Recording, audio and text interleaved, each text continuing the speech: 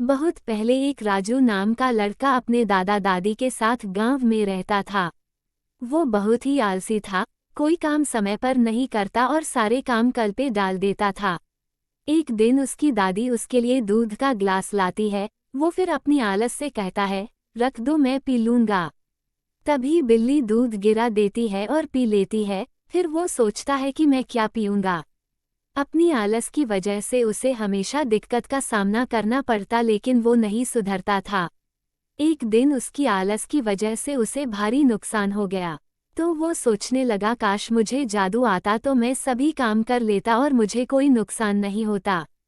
उसका रोना सुन के भगवान आ जाते हैं और उसे कहते हैं, रोना बंद करो राजू।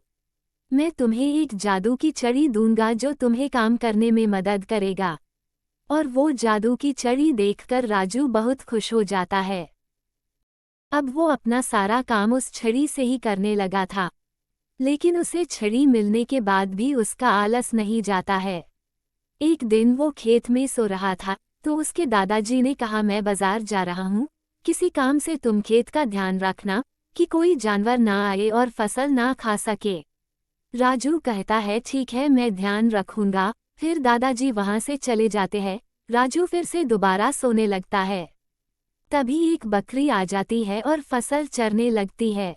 राजू को आवाज सुनाई देती है तो वो एक आंख खोल के देखता है और कहता है, ये तो एक ही छोटी बकरी है, ये क्या ही फसल खा लेगी, और दोबारा सो जाता है। जब वो दोबारा उठता है तो देखता है उसके साथ एक भैंस भी आ गई है। फिर से वही बात दोहराता कि ये दोनों कितना ही फसल खा लेंगे। मैं कुछ देर में उठ के दोनों अपनी जादू की छड़ी से भगा दूंगा।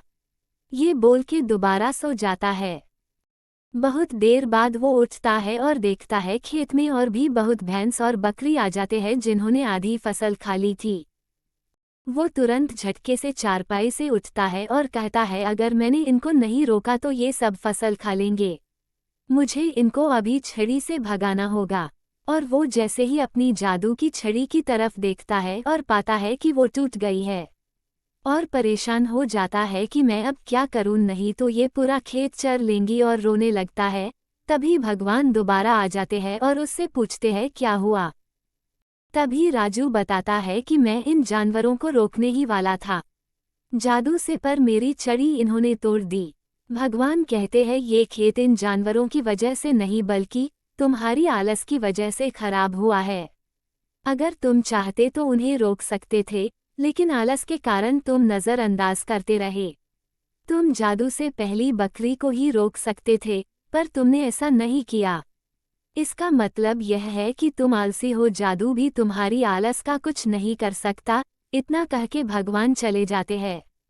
तभी राजू समझ जाता है कि उसे आलस छोड़ देनी चाहिए। अब वो सुधर जाता है और अपना सारा का समय पे करना शुरू कर देता है। इस कहानी से हमें ये सीख मिलती है कि आलस बुरी बला है, इससे हमारा ही नुकसान होता है।